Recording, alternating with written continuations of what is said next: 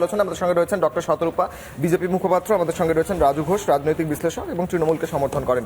শতরূপাদির কাছে যাবো। শতরূপাদি, বিজেপির কেন্দ্রীয় সরকার রয়েছে, বিজেপি অর্থাৎ কেন্দ্রীয় সরকার চালাচ্ছে। আপনারা মানে কেন্দ্রীয় সরকারের খবর আপনার কাছেই ফার্স্ট থাকবে, আপনারা রেডি তো? মানে যদি হট করে রিক্সা চলে আসে সেটা আটকাতে পারবো তো আমরা? মানে আমি কিন্তু সত্যি দুশ্চিন্তায় আছি, মানে কনসিকোয়েন্স হবে না তো কিছু?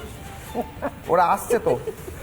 আমার দারুণ লাগছিল তোমরা যেভাবে বলছো, এবং শুভেন্দুদাও বলেছে যে কত লক্ষ হাতে টানা রিক্সা নাকি অর্ডার দেওয়া আছে।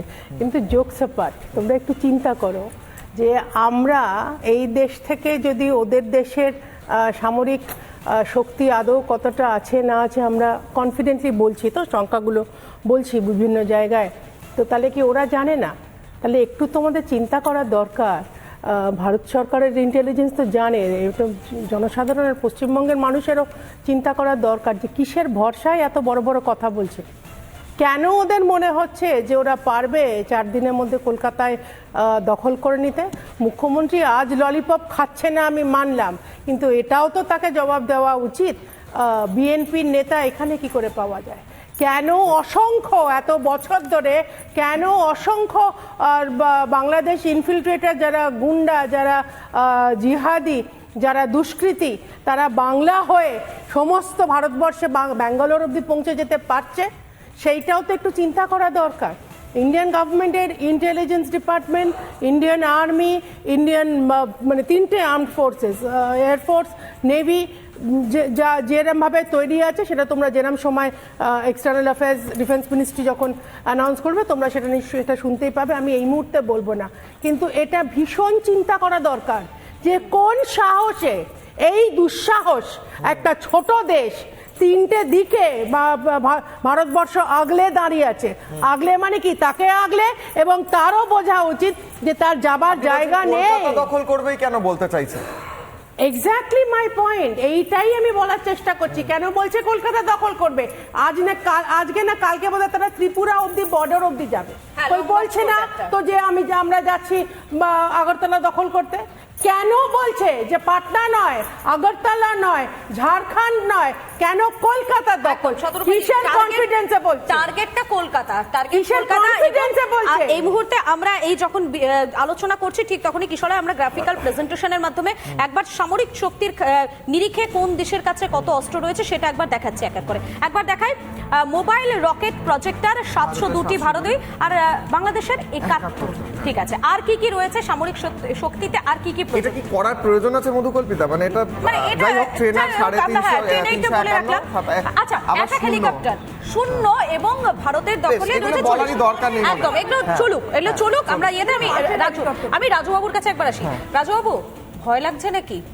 আর মানে সময় কিন্তু আমি রাজুদার কাছে দুটো প্রশ্ন করব। এক হচ্ছে, মমতা বন্দ্যোপাধ্যায়ের স্টেটমেন্টকে সবাই ওয়েলকাম তো অবশ্যই করছেন, যে উনি বলছেন ললিপপ চোষার জন্য তো আমরা নই, আমরা অবশ্যই মানে বাইরে থেকে কোনো আক্রমণ হলে দেশ ঐক্যবদ্ধ থাকবে। কিন্তু শতরূপাদি ইম্পর্টেন্ট কোয়েশ্চেন করেছেন, সেকেন্ড কোয়েশ্চেন, যে কেন কলকাতার কথা বলছে? অলরেডি এত বিএনপি নেতা পাওয়া যাচ্ছে এখানে, বাংলাদেশি জঙ্গি পাওয়া যাচ্ছে, কি করছেন আপনারা? দেখুন, যে কাকুটাকে দেখালেন ওই কাকুটা যেটা বলছিলেন, আমার মনে হলো আপনাদের ভিডিওতে যা দেখে তাতে করে মনে হলো মৃগী রোগের পেশেন্ট।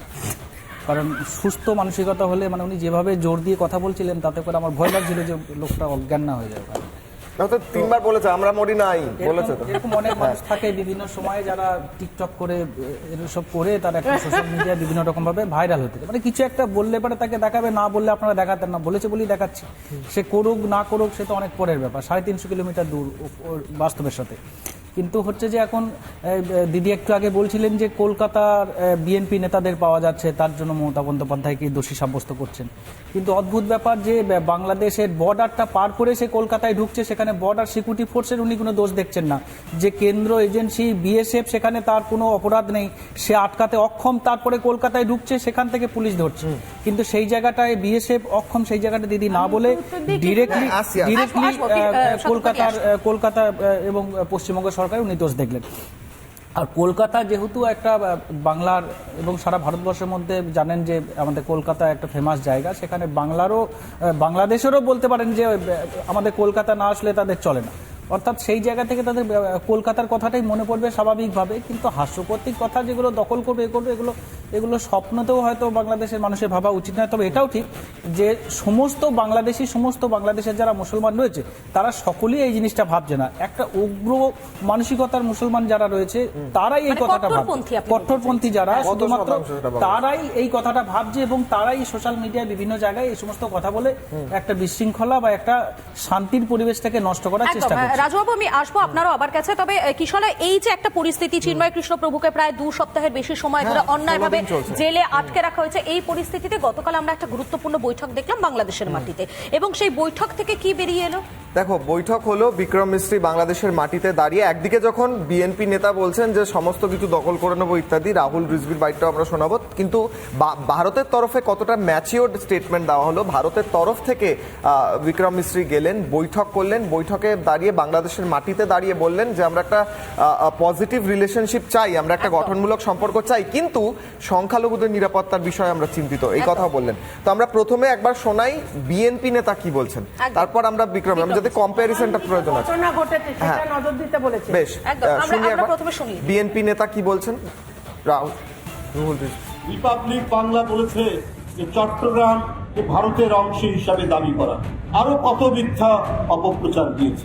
আমরা বলেছি একটি স্বাধীন সার্বভৌম দেশে আপনারা দাবি করলে, আমিও এর আগে বলেছি, আমরাও আমাদের নবাবের এলাকা ওই বাংলা, উড়িষ্যা এবং বিহার আমরা দাবি করব, এটা তো আমাদের ন্যায্য পাওনা। আমরা শোনালাম বিএনপি নেতা তিনি কি বলছেন। তিনি কিন্তু একেবারে ডাইরেক্ট অ্যাটাক করছেন রিপাবলিক বাংলা, কারণ রিপাবলিক বাংলা তাদের চক্ষুশূল হবে নাই বা কেন, কারণ প্রথম দিন থেকে আমরা তো একেবারে দেখিয়ে গিয়েছি কি হচ্ছে বাংলাদেশে, সেই ছবিটা লাগাতার আমরা তুলে ধরেছি, সে কারণেই চক্ষুশূল। কিন্তু এমতো পরিস্থিতিতে দাঁড়িয়ে একেবারে বাংলাদেশের মাটিতে গিয়ে ভারতের হয়ে ভারতের যে করা অবস্থান, দিল্লির পক্ষ থেকে যে করা বার্তা, সংখ্যালঘুদের ওপর অত্যাচার, এই সমস্ত কিছুর বিষয়ে ভারত কি ভাবছে, দিল্লি কি ভাবছে, সেটা নিয়ে বাংলাদেশের মাটিতে দাঁড়িয়ে কার্যত করা বার্তা ভারতের। শুনুন। We also had the opportunity to discuss certain recent developments and issues, and I conveyed our concerns, including those related to the safety and welfare of minorities. We also discussed some regrettable incidents of attacks on cultural, religious, and diplomatic properties. A constructive approach on all these issues by the Bangladesh authorities, and we look forward to moving the relationship forward in a positive, forward-looking, and constructive direction. আমি একটা প্রশ্ন করি শতরূপদীকে। শতরূপদী, অনেকে বলছেন যে আরো কড়া ভাবে কোনো বার্তা এলো না কেন, চিন্ময় কৃষ্ণ প্রভুর নাম এলো না কেন, কেন বলা হলো না যে হিন্দু শব্দটা ব্যবহার করা হলো না কেন, ইত্যাদি সোশ্যাল মিডিয়া কিংবা বিভিন্ন জায়গায় চলছে। মানে স্টেটমেন্টটা স্ট্রং, কিন্তু আরো স্ট্রং মানুষ এক্সপেক্ট করছেন, ভারতের মানুষ, কারণ এমন পরিস্থিতি এসে দাঁড়িয়েছে। মানুষ তো এক্সপেক্ট করতেই পারে, এক্সপেকটেশনের ওপর কোনো ট্যাক্স পড়ে না, কিন্তু যিনি গেছেন উনি আইএফএস অফিসার এবং একটা স্পেসিফিক ট্রেনিং নিয়ে যায় কি ভাষায় কোন দেশের সঙ্গে কথা বলতে হয়, বেসড অন দ্য লেগেসি, আমাদের স্বভাব এবং অন্য যে দেশের সঙ্গে কথা বলছে সেই স্বভাব। তো সেই জন্য আমার পক্ষে কূটনীতিবিদ মানে ফরেন সেক্রেটারির কথার ওপর কথা বলা আমার পক্ষে অন্তত সম্ভব নয়। আমি দুটো জিনিস একটু পয়েন্ট আউট করতে চাই। রাজু ন্যাচারালি বলবে যে কেন মুখ্যমন্ত্রীকে দোষ দিচ্ছি, কেন বর্ডার সিকিউরিটি ফোর্সকে দোষ দিচ্ছি না। আমি এই মুহূর্তে দোষ কাউকে দিচ্ছি না, আমি বলছি পশ্চিমবঙ্গের মানুষের একটু চিন্তা করা দরকার, এখানে তারা ঢুকছে কি করে এবং থাকছে কি করে পরের পর। কেন? তার কারণ মুখ্যমন্ত্রী বেসিক ফেন্সিং এর জায়গাটুকু দিতে রাজি নয়। একটা সেন্ট্রাল গভর্নমেন্টেরকে যে ফেন্সিং করতে হবে সেইটুকু দিতে রাজি নয়। আরেকটা বলে দিই, এখানে তৃণমূল নেতারা ওপেন স্টেজ থেকে মানে দেশের স্বরাষ্ট্রমন্ত্রীকে এসপ্লেনেড থেকে জিজ্ঞেস করতে হলো যে ভাই তোমাদের এমন কি মেশিনারি আছে যে তোমার নেতা ওপেন স্টেজ থেকে বলছে যাদের আধার কার্ড হবে না, যাদের পাসপোর্ট হবে না, যারা ওবার থেকে এসছো আমায় যোগাযোগ করবে, করে দেবো। স্বরাষ্ট্রমন্ত্রী পর্যন্ত আমি বলছি আরো রিসেন্টলি যেখানে ববি হাকিম ওপেনলি বলতে পারে যে আমি অমুক জায়গাটা পাকিস্তান বানিয়ে দিয়েছি। সিদ্দিকুল্লাহ মানে এই ঘটনা ঘটার পর বাংলাদেশ শুরু মানে এই লেটেস্ট রেভলিউশনটা শুরু হবার পর পর্যন্ত ওপেনলি রানী রাসমণি থেকে বলেছে যে উনি একেবারে এগ্রি করেন মোহাম্মদ ইউনূস যা করেছেন এবং মোহাম্মদ ইউনূসের সাপোর্টের কথা বলেছে। আজকে ললিপপ খেতে খেতে তো কই মুখ্যমন্ত্রী বললেন না আমরা ললিপপ আমি না হয় খেলাম না, কিন্তু আপনারা কেন এই ধরনের কথা বলেন? আর একটা কথা মধুপুর কল্পিতা, এটা একটু খুব বলা দরকার যে কেন আমি জানি না রাজু যথেষ্ট শিক্ষিত বা আমি জানি না কতটা শিক্ষিত, কেন কলকাতা, যেটা আমি প্রশ্ন তুললাম যে কলকাতা কিন্তু হিস্টোরিক্যালি ইয়েস বিখ্যাত জায়গা, কিন্তু হিস্টোরিক্যালি আমি দুটো ইনসিডেন্ট বলছি। সুরাবার্দি যখন ডাইরেক্ট অ্যাকশন ডে ডেকেছিল তখন সোজা কলকাতার ওপর ডাইরেক্ট অ্যাকশন ডে ডেকেছিল। জিন্নাকে যখন পার্টিশন নিয়ে কথা হচ্ছিল তখন বলেছিল কলকাতা ছাড়া বেঙ্গল আমি নেব না, কলকাতা এতটাই ইম্পর্টেন্ট। এগুলো কি কানে বাজছে না? কেন বাংলাদেশ এখনো কলকাতা কলকাতা করে যাচ্ছে? কি চাইছে তারা?